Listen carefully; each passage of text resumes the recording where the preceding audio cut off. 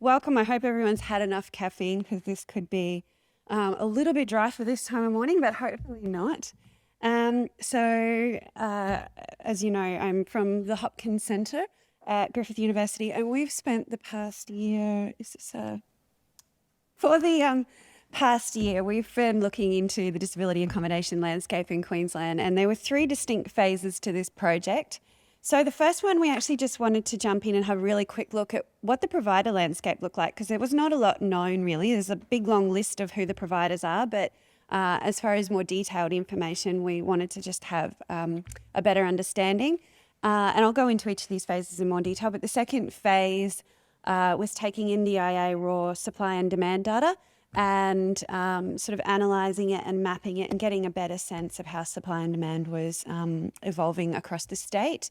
And the third phase involves stakeholder interviews. So at the time that we conducted the interviews, there were about 50 registered providers who had been ever active in the state, and we spoke to about half of them. So if you want to skip through. Hand up, yeah. So phase 1A, provider data. We'll go again. So what we did is we actually took the full list of providers and we cross-referenced it against publicly available like ABN data. And we just really wanted to get a sense of a couple of things. So when actually providers had registered the business name associated with their business, to get a sense of how much of the marketplace had existed pre-SDA and how much was post. And so we took the June 2013 when the NDIA started to roll out as just an arbitrary, I guess, cutoff point, at the point at which people understood that the NDIA and SDA was a thing that was on the horizon. And as you can see, 45% of the marketplace existed prior to that point, and 55% registered the business name associated with their provider name after that point. And you can see when you sort of chart it per year that you've got a really steep bell curve, as you might expect, starting to ramp up around 2016, 17, 18 as SDA was rolling out in Queensland, and then this really sort of precipitous drop after that. And we also just had a few sort of demographic characteristic looks of the marketplace. As you can see, about, trying to read this stat now, 61% of the marketplace is operating on a... Yeah, my vision isn't that good. These glasses are for a reason. Is operating on a for-profit basis. 39% is not-for-profit, and you can see that kind of aligns with the majority being public and private companies, and you've got a few things like government entities and whatever in the smaller area. Okay. The second phase, taking NDIA raw data, and we've actually done this exercise twice now. So the first time we took the data sets from December 2020, which were released in early 2021, and then the time after that we took the data sets from December 2021, which were released at the beginning of this year for comparative purposes. And as you can see, this is just looking at the current enrolled dwellings in the marketplace. You can see that obviously we've still got large geographical areas for anyone working or thinking of working regionally and remote that currently have no SDA registered. I think the really interesting stuff happens when you start to drill down a little bit deeper. So when you actually look at it at a category level, 40% of the 80 SA3, so SA3 is a statistical area. The state's sort of divided up into statistical areas. 40% of them currently have no SDA in improved livability category. Almost identical amount have none in high physical support, and 69% of the 80 SA3 regions have no robust. And to look at the change that's happened in the past year, so as you can see, there's been growth, which probably doesn't surprise anyone in the room, in the high physical support and robust categories. And that's corresponded with the market shares of improved livability, high physical support and fully accessible dropping. And as most of you are already aware, the NDIA started to release pipeline data in the last year or so, which starts to give a better idea of what's on the horizon, what's currently being built, what's coming onto the marketplace. And the graph on the chart on the left is the December 2020 was released in 2021 data set, and the one on the right is this year's. And there hasn't necessarily been that much growth, but it's been a matter of they've been collecting better and more information, explain some of it. But you can see earlier patterns of really high concentration of development around your major metropolitan centres, and now that's sort of spreading out across the state a little bit more evenly. But again, when you drill down into the categories, so you can see that chart on the very upper right-hand side, the pipeline a year ago basically said people were only building in fully accessible and high physical support, and you can see that's more evenly, well, not evenly, but is more distributed across the columns at the moment. Again, when you break it down into category, 4 of the 19, so this data was only available at SA4 level, but 4 of the 19 SA4 regions have no robust, 7 of the 19 SA4 regions have no fully accessible dwellings, and 12 of the 19 SA4 regions have no improved livability in the pipeline. And you'll also see the new category that's come on, which has existed in other states prior, but where you have more than one category in the one dwelling. So if you just look at the gross numbers across the state, what we did is the NDIA will obviously also release data about potential demand characteristics, people who are seeking SDA. And so we overlaid that potential demand against the pipeline to kind of try and get at least a rough sense of whether down the track we were looking at undersupply or oversupply issues and how things were potentially matching up. It's worth noting that some of the data that they release of people seeking, some of those people are already in SDA. So this isn't necessarily a 1-for-1 ratio. If someone moves into a new property, then that creates a vacancy and you've got this whole scenario all over again. But just at a gross level on the numbers, so just doing this exercise, you can see you've got potential oversupply of something like 243 high physical support and 39 robust places at a state level, but also potential undersupply of 150 fully accessible, 175 improved livability, and 91 in the not defined people who are seeking but haven't defined what category that they're seeking. And again, it becomes more interesting when you drill down on a category by category basis. So I think one of the things that was most interesting is despite at a gross level a potential oversupply of 243 high physical support places, there were still 6 regions that had a potential undersupply, including one in particular that had a potential undersupply of 24 high physical support places, which was Brisbane West. There is a shortfall, according to this exercise anyway, of fully accessible places across every single region, a shortfall of improved livability across 17 of the 19 regions, and a shortfall of robust places in 7 of the 19 regions. Okay, I don't know what that slide's going on, but we'll skip. Okay, so what you start to see with this second phase of the data is a picture of sort of 3 parts of the marketplace that you're trying to balance, which is you're trying to get the right location, the right property, the right category in the right location, and obviously timing becomes a factor. As you can see, things are changing over time. So phase 2 involved in-depth interviews with, as I mentioned, stakeholders, and they ranged from 3/4 of an hour to some as long as 2 hours. And we collected a lot of information. We collected demographic information, how long people had been operating. We spoke to them about organisational and sector challenges that they saw both now and the future, the quality and diversity of stock that they saw happening in Queensland.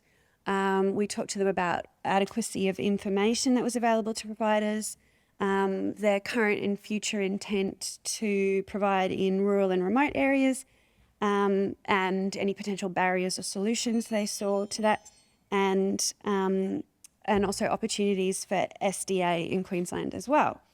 And what we came away with was not just this picture of trying to match supply and demand in category, location and timing, but also a much more complex picture. And I'm going to go into each of these, but I'm kind of starting with the end and working my way back here. Essentially, these all represent layers of complexity that the marketplace has to navigate in order to match supply and demand. So for an individual to access housing that fully meets their needs, every single one of these layers has to be ticked off or addressed in some way. And similarly for providers to, match supply and demand in the marketplace, they really have to navigate all of these. So I'm just going to touch on each of these briefly. So location, we've already looked at that in some of the quant data. But some of the sort of deeper detail that came through in location from the interviews, particularly around regional and remote. So obviously, as you'd expect, you had, reduced demand and higher vacancy risk in that area, but lack of services to support participants was an issue that was raised, higher cost of building regionally, and for many, this had been offset by lower land costs regionally, but that profile was changing a little bit with the post-COVID migration as land costs in regional areas was rising. Difficulties getting building professionals who are knowledgeable about SDA in these areas, difficulties overseeing projects if you're particularly if you're a metropolitan based, and just generally less knowledge from participants and other stakeholders in those areas. And look, location challenges wasn't just about regional and remote. So metropolitan was grappling with, variations in land pricing, early trends of people building where land is cheaper, not necessarily equating to where demand ended up being, or having market saturation in some of those areas. And some other location-based challenges were some were grappling with lack of consistency with, regulations, councils, developer covenants and things like that from region to region. So category, again, we touched on it, but to go into, more detail. So you've got your obvious mismatches in supply and demand, oversupply some categories, undersupply others. And the market spoke about the growing vacancy rates, is probably not going to surprise anyone in the room. But interestingly, there was also discussion about, mismatches to participant needs. Just because a participant is approved for a dwelling of a certain category does not necessarily mean that matches their needs. And they may have more specific needs above and beyond the SDA design standards. Other challenges that were associated with this layer of complexity were, grey areas between design standards and building regulations, concerns about standards not appropriately addressing resident safety, fire safety being a big one, and specific challenges associated with less common SDA types like self-provision and single-family dwellings. So features, this is one that emerged just solely from this, and the idea, and I've kind of just glossed over this before, but the idea that you build a property to SDA design standards does not necessarily mean that it actually meets individual needs. So examples were given of, high physical support properties that couldn't be occupied by individuals with high physical support approval because, for example, they may need auditory or visual surveillance throughout a day. They may be a seizure risk or a choking risk. And if the environment didn't facilitate that, then, you've got an inability to actually care for them and house them in that property. The need for space was another big one. So just because you built it to standard, if you had a high physical support property that had 3 people in there, if they each had, power chairs and equipment and carers, at the end of the day, you're going to have space issues if you haven't properly allowed for all of that and everyone to live and work comfortably and safely in that space. So residence was the next layer of complexity. And this wasn't just about co-residence and sharing, and I could probably do a whole presentation on this one, but some of the key challenges around who decides and who should decide the resident mix, and there were some that felt that should be the SDA provider, some that felt that should be the SIL provider, many who felt that should be a combination of both, and a really distinct minority who felt that residents should actually decide the resident mix. Shared approvals, again, there were sort of growing concerns about the number of shared approvals that were coming through and whether they were appropriate in each case. Services.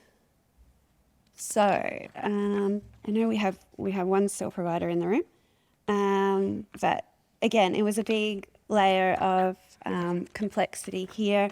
I think you could kind of conceptualize the responses to this line of questioning along a continuum. So you had people at one end of the continuum who believed that, SDA and SIL should be strongly linked if not provided by the same organisation. those who are actively striving to separate accommodation and care, and really a lot of the marketplace that sort of fell somewhere in the middle of that market. So examples of that middle area were SDA providers, brokering different levels of relationships with SIL providers to try and match supply and demand. Some providers having exclusive arrangements with SIL providers for their properties, and providers who enter into things like head lease arrangements. Other issues around services that came up included, issues where the environment that was built doesn't suit the service delivery model if the SIL provider comes in a later date, and also lack of SIL in certain locations resulting in extended vacancies, for example, 18 months and counting. So timing, obviously matching supply and demand in a marketplace where it takes 18 to 24 months to bring a market to product has its really distinct challenges. And just to list some of the main ones that were raised, custom designing housing for individuals expected to receive SDA but did not, participants finding other accommodation while their SDA is being custom built, the extended timeframes associated with approvals, registration, receiving payments, difficulty finding participants who already had approvals who are willing to wait 18 to 24 months for a build, building in an area of identified need to define that their market is saturated by the time the project is complete, some were deciding whether they allowed someone to move in before they had official SDA approval, and construction timeframes at the moment are obviously been a lot of joy for a lot of people in the post-COVID era. And look, the final layer of complexity, we were a bit back and forth whether this was a layer or this was actually just something that impacted on all the layers in sort of an umbrella sense. But systems, processes, paperwork and red tape, I don't think anyone in this room would be unfamiliar with the challenges associated with that. So, obviously difficulties enrolling, registering, receiving payments, changes to standards and processes over time, need for more clear and transparent information, lack of knowledge and expertise in areas of the marketplace where you might need or hope that it is, and lack of clarity surrounding participant eligibility. So at the end of the day, there's one more click. Yep, great. Back. So it's sort of like a combination lock, I suppose, is the best way to do it. Every single one of these layers has to be on just the right setting for someone to have the outcome that they need out of SDA. And if any one of those is wrong, it can either, obstruct access altogether or, make really undesirable outcomes. So, you look at any one of those, if the services aren't right, if the co-residents aren't right, if the features aren't right, if the category or location isn't right, all of those are really problematic. So, is there anything positive where to from here? I've just spent 20 minutes telling you what you all know about what is what is challenging. Look, I think while the details of all of this are really familiar to everyone in the room, I think what the useful thing about framing it in this way is it allows us to start looking at, well, okay, we obviously have two big things that need to happen here. We need to reduce complexity. And this isn't just about simplifying NDIA systems, processes and procedures. But, there's also evidence of the market trying to do that's on its own. So, example of hybrid products that are coming out, someone got a shared approval for robust, but it's not considered appropriate that they actually share with someone else. So providers trying to design properties that are technically on the same land, but the two tenants will never meet. So there are lots of little ways in which the market is already trying to work to reduce this complexity. Obviously, the registering in multiple categories is a new one to Queensland, and that is, helping a property be marketable to a wider cohort of people. There are also people building to SDA standards, but not necessarily registering and wider marketing the product to a wider cohort like the ageing population. And then if they did identify someone with SDA, then their plan would be to register that at a later date. And improving coordination, again, there are examples of the market trying to do this. So I think the big example is, SDA providers working with SIL providers, for better or worse, and there's all sorts of, theory and practice that comes along with that I'm not going to wade into here. But it's a way that, people are trying to coordinate some of these layers, like the services, the category, the features, co-residence. It's a way of trying to bring those things together and get an understanding of both sides. Similarly, the NDIA does continue to release more detailed data, market information statements, release of pipeline data, and the SDA Finder tool are all really helpful. Just overall, like I said, it's not a lot of particularly, I'm sure, new information, but I think if we can look at it this way and think about how we can actually start either reducing some of these layers of complexity or coordinating between them, I think that's going to go a long way into improving the marketplace. So thank you all for your time. Feel free to grab me if you have any further feedback later.